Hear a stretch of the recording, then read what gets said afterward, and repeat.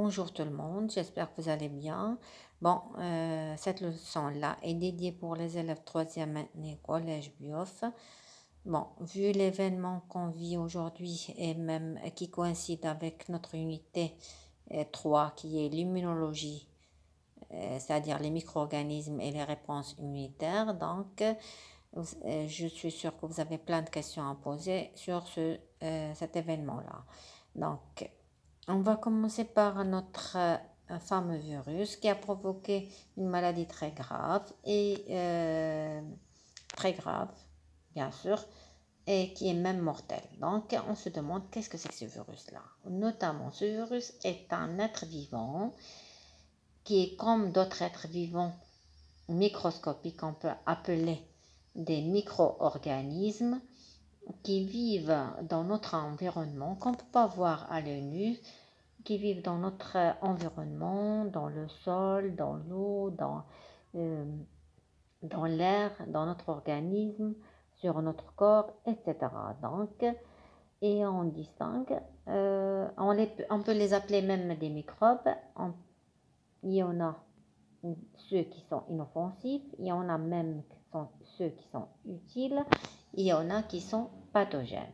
Mais ce qui nous intéresse, nous, c'est ceux qui sont pathogènes, c'est-à-dire qui peuvent provoquer des maladies plus ou moins graves et même parfois mortelles.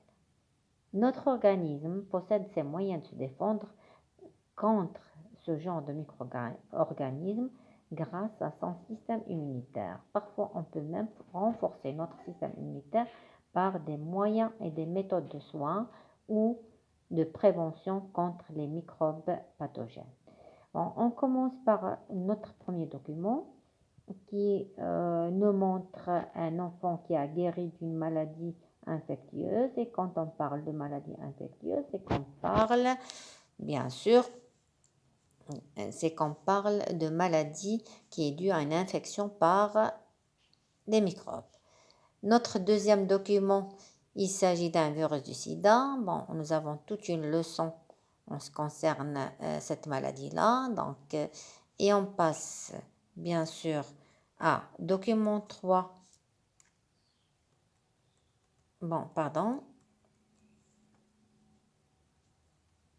Document 3 qui nous montre bien sûr des méthodes de prévention, de précaution pour éviter la contamination par ces microbes pathogènes. Ici, vous voyez un médecin qui se lave les mains et ici, bien sûr, un petit enfant qui est en train d'être vacciné.